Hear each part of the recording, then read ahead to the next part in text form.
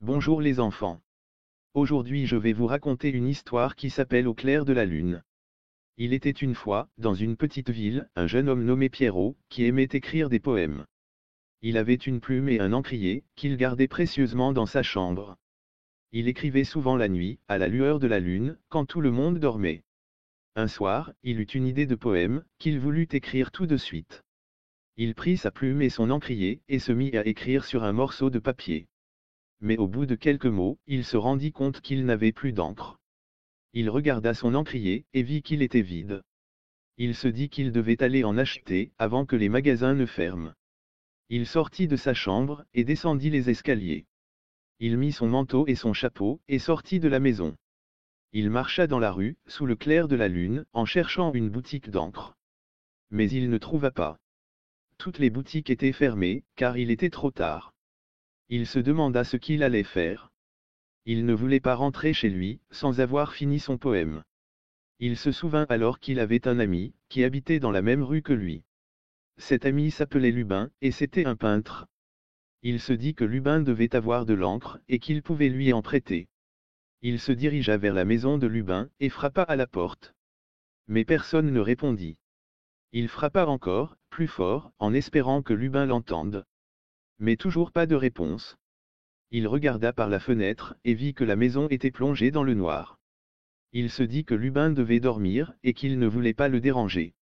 Il se demanda ce qu'il allait faire. Il ne voulait pas abandonner son poème, mais il ne savait pas où trouver de l'encre.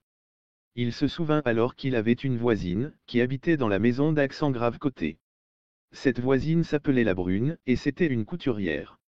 Elle faisait de jolies robes, avec des rubans et des dentelles. Il se dit que la Brune devait avoir de l'encre, et qu'elle pouvait lui en prêter. Il se dirigea vers la maison de la Brune, et frappa à la porte. Cette fois, il entendit une voix, qui lui demanda qui c'était. Il répondit que c'était Pierrot, et qu'il avait besoin d'un service.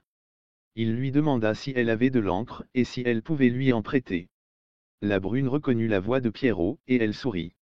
Elle aimait bien Pierrot, car il était gentil et poétique. Elle lui dit qu'elle avait de l'encre, et qu'elle pouvait lui en prêter. Elle lui dit d'attendre un instant, le temps qu'elle s'habille. Elle enfila une robe, et alla ouvrir la porte. Pierrot fut heureux de voir la Brune, et il la remercia. Il lui dit qu'il voulait écrire un poème, et qu'il n'avait plus d'encre. Il lui demanda si elle pouvait lui prêter sa plume et son encrier, le temps qu'il finisse son poème. La Brune accepta, et lui donna sa plume et son encrier. Elle lui dit qu'il pouvait écrire son poème chez elle, si ça lui faisait plaisir. Pierrot accepta, et entra dans la maison de la Brune. Il s'installa à une table, et se mit à écrire son poème. Il écrivit avec la plume de la Brune, et l'encre de la Brune. Il écrivit un poème d'amour, pour la Brune.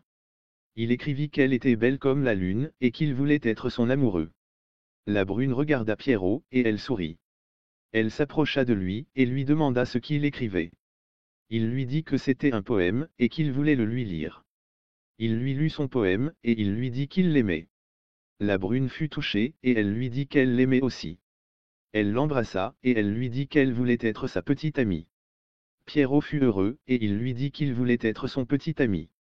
Il la prit dans ses bras, et il lui dit qu'il voulait rester avec elle. Il oublia son poème, et il oublia le temps. Il ne vit pas que la lune se couchait, et que le soleil se levait.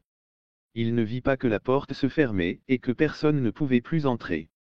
Et voilà, c'est la fin de l'histoire. J'espère que vous avez aimé cette histoire. Moi, j'ai adoré vous la raconter. Merci de m'avoir écouté. Et n'oublie pas de t'abonner à notre chaîne, pour voir nos prochains d'histoires extraordinaires.